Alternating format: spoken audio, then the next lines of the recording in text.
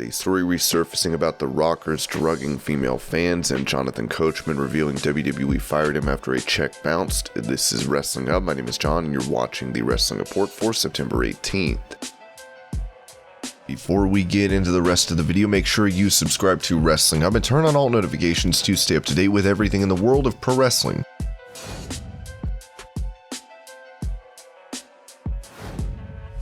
WWE Hall of Famer Madusa is working on a new book which will be about the pro wrestling industry being misogynistic, which is slated for a 2023 release. An excerpt from the book reads, "Professional wrestling was an odd foray for a nursing student, but she went all in, setting high standards in the ring and for herself. The punishing style she learned and adopted in Japan suited someone who needed constant challenges. In WWE, she was known as Alundra Blaze and held the company's women's title until being fired out of the blue by a letter delivered via FedEx. The rival WCW hired her, and Madusa made waves by tossing the WWF's women's title in a trash can on live TV. It was not an easy ride in the misogynistic world of pro wrestling. The colorful villains on the screen were one thing, but the behind-the-scenes power brokers were even viler, harassing and abusing with impunity, depth and sowing distrust by pitting employees against each other, and lightning quick to cover up any scandalous behavior. With her previously saying WWE's version of the women's revolution is BS, there should be a lot more about that and more in her upcoming book.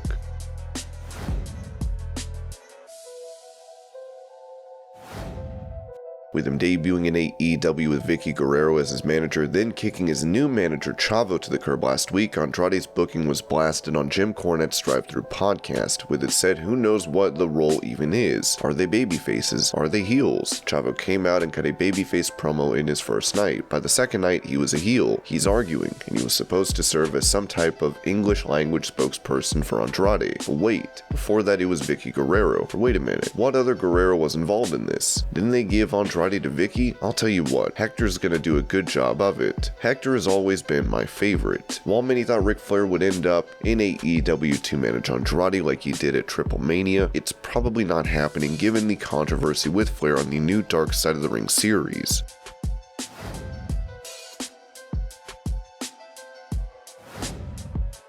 Daughter of WWE Hall of Famer Mick Foley, Noelle suffered a concussion after riding a roller coaster, which put a halt to her plans of becoming a pro wrestler. She even had to deal with hyperacusis, which is when things sound much louder than they should. On Instagram, she talked about her struggles over the last couple years. Last week marked 2 years since my concussion. Little did I know it would change my life completely, in what feels like forever. It has been an extremely difficult 2 years with many obstacles, hurdles, and setbacks, with setbacks being the hardest to deal with both physically and mentally. Today is also National Concussion Awareness Day. There is still so much to learn about concussions and how to properly treat them. In the last few years alone, concussion protocols have changed. I'm hoping in the near future more research is done on how to properly treat concussions and prevent ongoing persistent concussion symptoms. Anybody going through PCS knows how detrimental it can be to one's life. It can also be very difficult to deal with an invisible illness because you look fine on the outside but are nowhere close to fine on the inside. Sometimes it can be difficult for the people around you to understand that you're struggling, even though you physically look normal from the outside. To anyone struggling out there, whether it be from a concussion, an injury, or mental health, please remember there is a light at the end of the tunnel, and we will eventually get there. We got this. We hope Foley is able to make a recovery, so she has the choice to continue her pro wrestling career.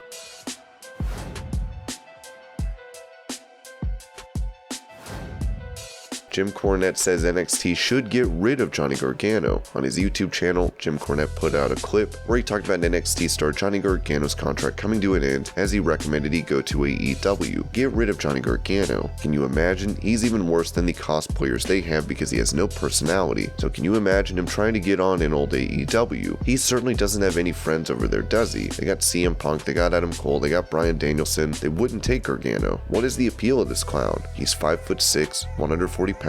He's got one facial expression. He and his wife do nothing but phony tongue-in-cheek promos where you could tell there's nothing genuine about them. His matches are boring. He's rotten. He's even small for AEW. Isn't he boring for AEW? I will cheer for Johnny Gargano going to AEW if the first thing he does is have a singles match with Marco Stunt, just to show everybody what Johnny Gargano's real spot in wrestling really is. Given reports of NXT focusing on those that are tall and can be stars, it makes the most sense for Gargano to get out while he can.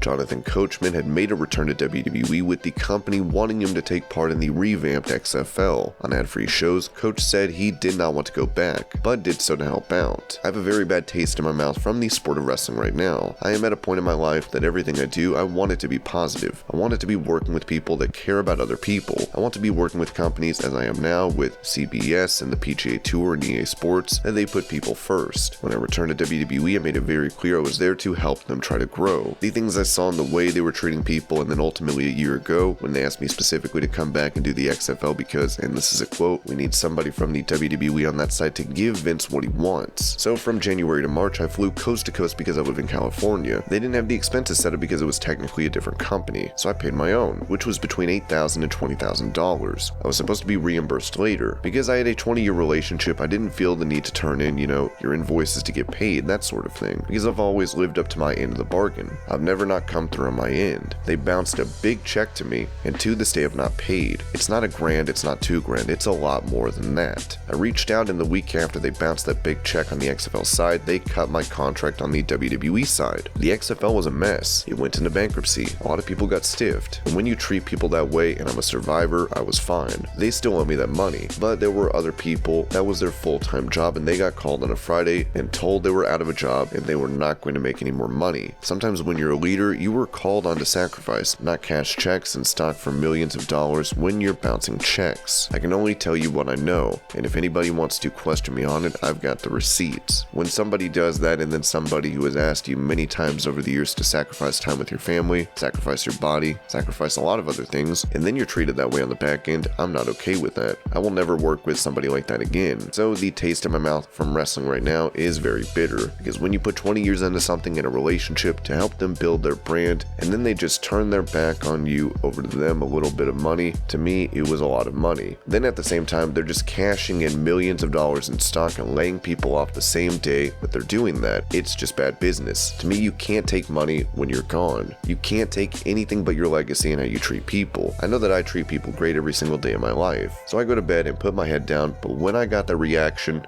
and they basically told me, they said, "That's another company. I don't know, we'll talk to Vince." But well, I don't know if there's anything I can do. That's when I knew that I had been gotten just like so many other people have been gotten before. That's when they were willing to throw away somebody that was dedicated to them for 20 years over money, and that's why we'll never go back. And this was your Pro Wrestling News Update. I hope you're all having a great day. Thank you so much for watching, and I'll see you later.